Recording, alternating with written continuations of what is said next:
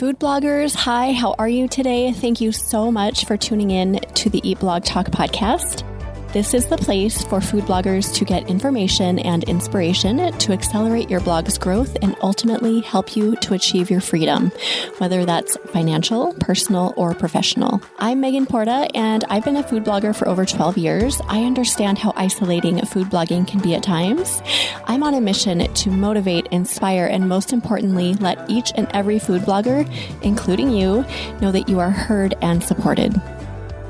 If you are anything like me, the writing portion of being a blogger is kind of just a necessity that I don't give a whole lot of intentional thought to. And this is not necessarily the right attitude to have about writing. But Sabrina Currie joins me in this episode. She is a food blogger and she's also a writer for a magazine. So she has a couple really unique perspectives on the whole writing front. She provides some encouragement in this episode about how to write our blog posts in a clear, concise way, certain things to think through that the user will really like, ways to show our personalities without writing a novel, and the importance of being accurate with our writing and our facts and our recipes. I hope you are inspired by this episode to dig into writing in a new way. It is episode number 411, sponsored by RankIQ. Hey, awesome food bloggers. Before we dig into this episode, I have a really quick favor to ask you. Go to your favorite podcast player, go to Eat Blog Talk, scroll down to the bottom where you see the ratings and review section. Leave Eat Blog Talk a 5-star rating if you love this podcast and leave a great review. This will only benefit this podcast. It adds value, and I so very much appreciate your efforts with this. Thank you so much for doing this. Okay, now on to the episode. Sabrina Currie from Sabrina Currie's Kitchen Garden started her career in food right after high school by attending cooking school. She worked in a few restaurants, then in logging camps and freelance catering, as well as some food photography. Sabrina veered away from the food industry for a few years and went into the healthcare field, but she knew she'd come back to food one day. She found herself needing a creative outlet, so she picked up a DSLR and started photographing food and nature. Then she was drawn to taking a WordPress blogging course and knew what her hobby would be. Sabrina decided to make blogging more than a hobby and has steadily increased her web traffic. She scheduled an SEO audit in late 2021 and now uses tools like RankIQ and Keysearch. You will find her writing a regular column in Edible Vancouver Island magazine.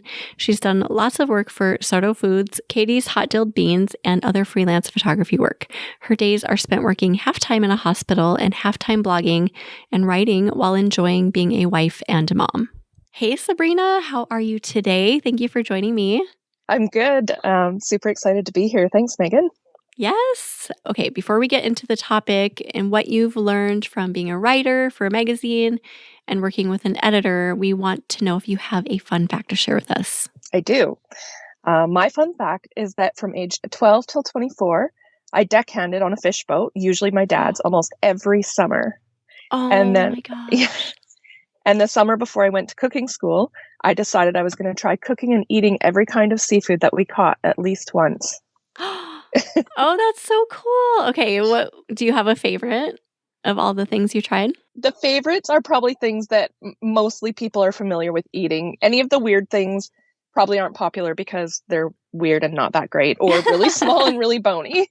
There's a reason they're not that popular. Yeah, so man, I really love shellfish. Straight fresh out of the water is just like, it's amazing. And yeah, when we got, my brother and I used to eat the first prawn of the season, we would just ceremoniously eat it raw. Oh, okay. And yeah, just super sweet and fresh, straight out of the ocean. Oh my gosh, I love that. There is, fresh seafood and especially shellfish. Oh, there is nothing like it. There isn't. If it's fresh, it's so good. Yeah, I'm starving all of a sudden. That sounds so good.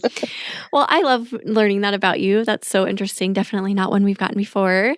And I love the topic that you brought to the table today. So what you've learned from being a writer for a magazine, and you're going to share all of your little nuggets with us. And I want to know personally, because you do have a food blog and you have this writing background. So how did those come together? Yeah, so my blog did start out as my hobby. And the magazine reached out to me after, I guess, I'd probably been blogging for about a year. the owner and editor reached out and we kind of talked back and forth, got to know each other a little bit. And then within a few months, then she asked me to write and it worked into a good relationship. And I've been writing the In the Garden column ever since, which is right up my alley. So my food blog was based on my garden, which originally was a front lawn, and I ripped it up and made it an edible garden. Oh. And so along with a garden thing, I also do a recipe and the photographs for that for each issue of the magazine.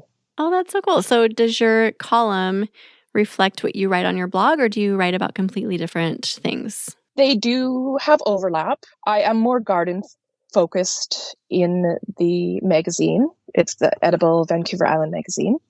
And I don't have to worry about SEO so much with the magazine. Whereas for my blog, obviously, I really focus a lot more on SEO and more on search volumes. Whereas with the magazine, they'll give me usually an assignment.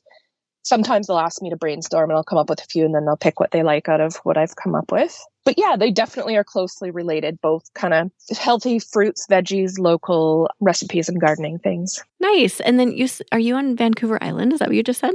Yeah.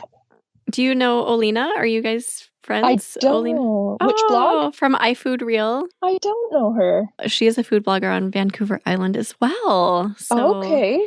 I do know of a couple other ones here. Okay. It's not a common place that I hear. So I'm like, wait a second. Who is the other one? Heidi Richter, who has The Simple Green. Okay. She also often writes for the magazine. Oh, interesting. Yeah. And then Season and Serve blog as well is a girl out of Victoria that I know virtually online. Wow. So there's a handful there. Interesting. A couple, yeah. Awesome. Okay. So I love that story, how you kind of marry the two and that you have overlap and you definitely have a common theme with your blog content and your magazine content. So what lessons have you learned being a writer and working with an editor? I was nervous at first because although I wrote a bit as a kid, I really never had training in English. My schooling was in culinary arts. And so, yeah, I felt nervous. Like, am I really a writer? Imposter syndrome. I've heard other people talk about that before. But the lady that I worked with, her name was Julia Ovenel. She was amazing. She was so kind. We had quite a few phone meetings at first. And the top thing she gave me that I took away with was start with who, what, where, why, and how as an outline. And if you can write your story or your article and answer all those questions, then you'll end up with a nice cohesive article that kind of runs you through. So do you do that with everything you write? You go through the who, what, where, why, how? I do, although I used to actually write out those things and then that would form the bones, sort of my sections of my thing. And now I do it a bit more organically because I'm so used to it. Sure. So would you mind talking through a recipe post and how you do that, run through all of those as an example? Mm-hmm. Okay. So a lot of this, some of this can be in your intro and some of this is going to be later. And this does not take the place of any SEO stuff either. This is kind of like to help with it and to just give you a nice outline for your blog post. So who would this recipe be good for? So pitch it to who you think your reader is. Is this going to be great for kids? Is this going to be great for somebody on a special diet? A lot of people mention, keto diet or 100-mile diet, whatever it is, or someone who wants a luxury romantic dessert, that sort of thing. So that's your who. And when you think about that person, it makes it kind of easier to then maybe describe your recipe and make it appealing for that person. What it is, well, obviously your recipe, and you can we talk a lot about the recipe in there, so that's probably not too hard. Yeah. Where it can just simply be that it is in your kitchen, but it's fun to add in some details, like where might you enjoy this? This is a great picnic sandwich. It travels well. Or this is a great barbecue thing. It will draw your friends and family in from the smell on the barbecue, that sort of thing. So adding in a where, adds kind of a visual thing for people to visualize it even. So they're thinking of the flavors and now they're thinking about, I might be making this on a cozy day with a cup of tea, or I might be barbecuing this and having friends and family over. So they're visualizing your recipe a bit more. Do you have set H2s that you use for each of these? Like, I'm trying to envision what the where H2 would be. I don't have an H2 for where. Usually I put that in either in my beginning bit when I'm trying to entice the reader into how great this recipe is and why they should make it. Or if there's more involved in it, like it has to be made outside on a fire or a barbecue or with a certain piece of equipment, I might put it in a little bit lower down there. Okay, so do you do the who, what, where, why all in the intro, or does it just kind of depend? No, I thread this throughout, so it's kind of going through my first couple of paragraphs. Okay. So my first paragraph is very short, and that will be mostly describing the recipe, but I'll try and, if I can add in some of those things that would be appealing, I'll add some in. Okay. All right, so then go on to the why. Describe that one. Why can be, why will they like it? The reasons, sort of, some people put the, top 10 reasons why you should make this fudge recipe, or why this works for a crazy morning breakfast, or, so why should they make it? What are the benefits of it? Whether, it could be health benefits, flavor benefits, ease of preparation, any of those sort of things. Yeah. Or how I think most of us know we should be doing our step-by-step photos. So that really, along with the photos and the description of how to make it, is your how to do it. And I feel like this is one that we've all got nailed. We all do this one pretty well. Yes, some of these are definitely easier. And I think a lot of people are probably doing this, but for newer writers who are maybe feeling stuck, like, how do I get a whole blog post out talking about this? It can kind of help walk you through the things that you're supposed to cover. And I imagine that sometimes not all of these apply, right? Or that's right. Exactly. Yeah. I mean, sometimes really there's not a where. You're just in your kitchen. You're going to make dinner for your family. Right. So you don't have to force it in if it's not applicable. Yeah. In some of my tips, I have mentioned keeping it short. We don't want to get overly wordy just for stuffing words in. Right. Okay. So you start, this is kind of like the backbone of your post. You try to go through as many of these as you can. Do some tend to be longer than others, some sections? Yeah, I mean, the how-to, definitely. I mean, you need to be descriptive, and the more complicated the recipe is or longer, the more there's going to be in that area. And I think that the who and the where are often, don't need to be that long. Sure. Yeah, but that is interesting. I never think of, so I'm trying to think I don't intentionally do this, but unintentionally which ones I leave out. And that would probably be the who and the where. I'm pretty good at the how, what, and why. I leave the where out often, but I really like the who because it really helps you think, who is my target reader? Yeah. I am going to be using this. This is interesting. Good food for thought here. Okay, so what else do you have anything else to cover with the who, what, where, why, and how? Well, I think that those are sort of the basics, but then I have a few other things that I add in to support that. So being descriptive, but keeping it short. I just mentioned not being overly wordy for the sake of it, but being descriptive does help people visualize it. They aren't there tasting it. So you want to describe it using taste, but also situations you might have it. Why? I guess this comes back to the where, but that picnic sandwich, the cool breeze as you're sipping on a cocktail, the sound of the bubbles fizzing in the champagne cocktail that you're making. So maybe some sounds or the ambience around what it is that you're making. Is it festive? Is it relaxing? Is it exciting? Is it, kid party? What's the sort of the vibe? So senses, thinking through some of those senses that people can relate to, right? The vibe, I like that too. Like, what's the vibe? Yeah, I'm trying to get better at that. I don't always feel I'm the best at it, but I am working towards being better and better at that. Yes. Aren't we all? I feel like writing is a work in progress for almost all of us all the time. Yeah. Myself included, after many years of writing. Goodness, yeah, I'm always like, you can always I should be upping my game with this. Yeah. Yeah. Okay, what else should we be thinking through? So to complete your topic, it's important to add supporting materials, and whether that's for the magazine or for the blog, we're going to add any links that we need to books or subjects that a reader might want to further explore. So, this comes down to the EAT, which is now EEAT guidelines. You want to be authoritative. You want to show that you've researched this. This isn't just coming out of thin air. And again, this may not always be applicable if you're making a basic recipe that people have made lots of versions of, but whenever you're talking about something that is maybe a bit more unusual or less common, it's great to either add some more information yourself or links to where they can get more information or books. You can try to answer as many questions as you can think of that are applicable, of course, geared to this, in your FAQ section. And Casey, when I had my blog audit with Casey Markee, he found my FAQ section was getting a bit lengthy and cumbersome in my blog.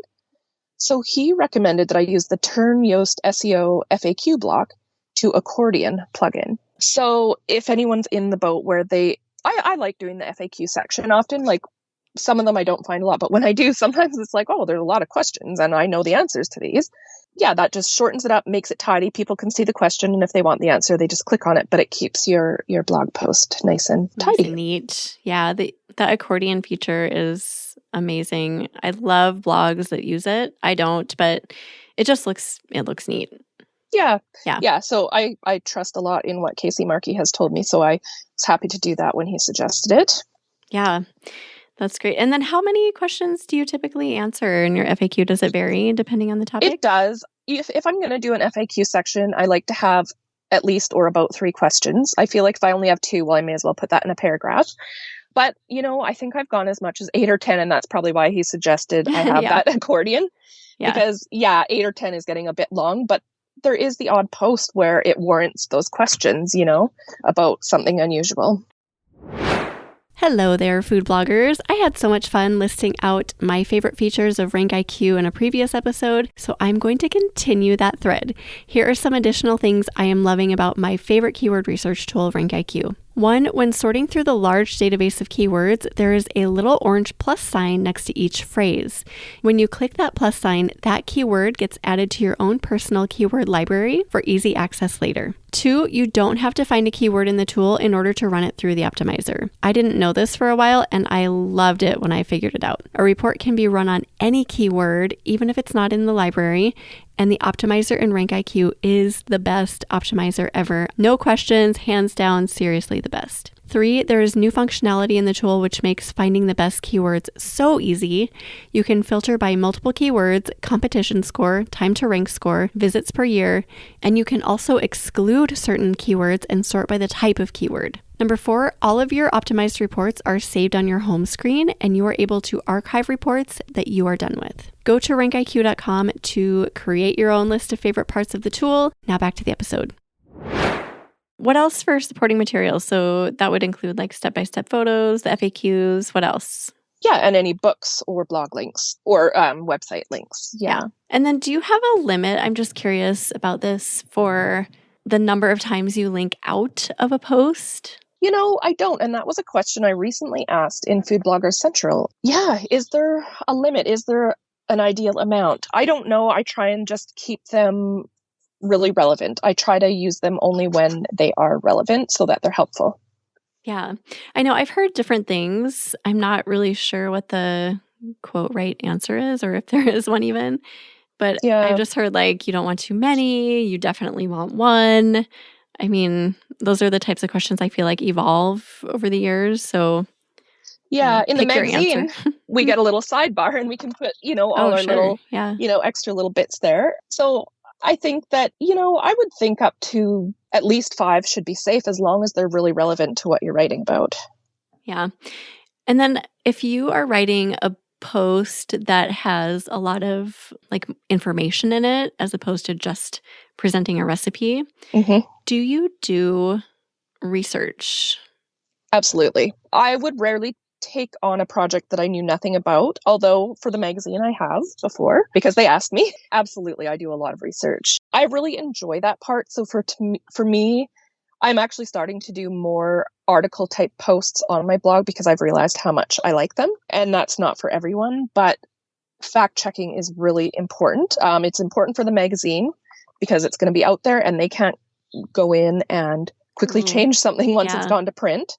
So I try really hard to go over that. It goes to the editor and then she'll send it back with any suggestions or anything she's caught. And then it goes back again. And I think she probably reads it again before, the final thing. How do you ensure your accuracy? Do you just have resources that you know that you trust or? So government websites are good if you're looking for fact-based things. And for gardening, there's a lot of government-based websites that I go to. Sorry, I can't tell you them right off the top of my head. Some of them are, just like American government, some are Canadian government, some are more state or province based. I have a lot of books at home and I generally trust the books that have been published. Yeah, and then other internet research, but, I won't just take one answer. I will double check through a more reputable site if, say, I've only found it through some tiny little website. Right. And we are so knowledgeable about our specific niches typically. So I think leaning on our intuition a little bit too, if you find something that's like, this lasts in the fridge for 20 days and that's not true, then just like leaning into what you already know to validate what you're putting out there. I recently played around with the AI because they've been talking about it on all the podcasts and different things. And when I first read the article that I had put through this little free AI tester, at first I kind of was like, wow, that sounds quite readable. But as I went through, I realized not only was it quite repetitive, which I try and avoid in my writing, some of the facts were completely wrong. Yeah. It wrote it as if they were right, but they were not right by any means. Sometimes they were completely opposite. So it's picked out these things. Yeah. So I think, human writers are really the best at doing the real research and, verifying. If you're not sure about a fact, verify it in a few places first. Yes. And again, that's why I do really prefer writing about things that I know, whether it's the gardening or the food. Yeah, I mean, if you've been listening to the podcast on AI, you've heard this too, the just not controversy, but worry in our field about writing or the AI tools taking over writing and making human writers obsolete. And I just keep thinking there's no way. There's absolutely no way that it could completely take over for humans because of that. Like some of the facts that come up are just not facts. They're just like, what? Where did that come from? That's so funny. It can come up with a nice outline or a few ideas, but you really have to vet what it's written. And I mean, in the repetitiveness too, I think some may be better than the free one that I tried, but yeah, some of them are, it's almost funny. Like it could be a fun drinking game or something. Just I have been using it for idea generation when I'm just at a loss. Like, I don't remember. I was trying to come up with something the other day that I just could not think about, and it generated a handful of ideas that sparked inspiration for me. But it wasn't like I literally just used it as that. I think it can be really helpful, and I think that it can, if we use it to our advantage without relying on it as the final output, I think it could really speed our work along. Yeah, totally. I want to try using it the way you just said. I recently, this is a bit off topic, but I recently bought a small garden blog with the idea that I'll be able to repurpose my articles from the magazine because after 3 months I own them and I want to put them on my own website. So along with this website came a bunch of articles, but they're really not written that well. Yeah. And so I was thinking of trying to take the article and put it into the AI and ask it to rewrite it better and see what happens. It's fun to do that. I've been doing that with like really old blog posts that I wrote. I'll take a portion of it and say with ChatGPT and just say like, rewrite this content with a different tone or with a more fun tone, more informative, like you can tell it how to tone itself. So it's kind of fun to see how it generates things. Actually, I tried a few Instagram posts that way because I've really put my social media on the back burner as I've been deciding to move forward more with my blog. Oh, yeah. I just found it such a time suck. And I thought, just to put in my description of my picture and let it spit out something funny is great. That's all I want to do is I want to keep a little presence there, but really I don't want to let it suck all my time. Right. No, I think that's a really smart way to use it.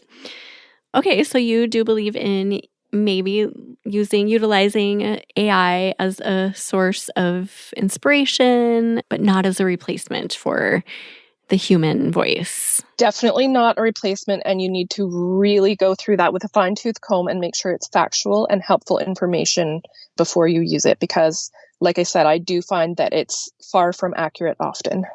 Okay. And do you have any resources if somebody is looking to up their writing game, just in general, being a better, more thorough writer? What would you recommend for them? So probably the biggest helpful book that I read was The Recipe Writer's Handbook by Barbara Gibbs Osman and Jane Baker. I went to Culinary Institute of America once for a food styling course with Dolores Custer. And so in the end, she thought I would be better at recipe writing than food styling. She recommended this book and I really, really admired her. And so I bought this book and it's great. So I read it cover to cover. I still refer to it. It explains and shows how to write a proper recipe and the whys if you want to know why. It gives a lot of standard spelling for lots of cooking words and cooking terms and standard measurements. I really recommend it for everyone, but especially if you're a newer blogger starting out and maybe you haven't written recipes before, it'll really help you hone down to getting accuracy and consistency in your recipes, which makes them good recipes. Awesome. Is that a lengthy read or? It's not really. It's not a very thick book. I mean, it might take you a few days, but you can also jump through to different paragraphs. Like now that I've read it, I'll just jump through to a certain spot and use it more as a reference book. So you don't need to read it cover to cover. Okay. And then, of course, we've all heard of We'll Write for Food by Diane Jacobs. She just republished a newer version. So I had read her original version and now I bought the new one and it's fabulous. Is it? I haven't read that yet. Oh, I hear so many people talk about it though. I really like it. She touches on so many different things and then her new one goes more into the blogging. But when she wrote the first one, blogging wasn't a big thing. So there was just a small amount on that. Right. So the updated version is worth looking into. That's awesome. Yeah. All right. And then I want to get your thoughts on this whole, like, I need to write as a robot because I'm writing quote for Google when actually, I mean, it's for the user, but you know this whole debate. So what are your thoughts on all of this? It is such a hard one. And it is important to add some of your own personality, I think. And I think most people would agree, but it is hard to find that line. So try not to go too far off topic, but adding in some humor or your personality is great. Making your readers smile helps them get to know you and will draw them in to maybe sign up for your email list or to keep coming back to your website. Something simple, just a small pun, a funny thing that could happen in your kitchen, a little anecdote, or a quote that you love, whether it's funny or inspiring, is perfect. So don't, if you're not a funny person, something inspiring might be better. If you're super into the historical or science side of cooking or baking, you can add in a short historical note or scientific tidbit. The key is just to keep it short. You're not going to take over your post with this.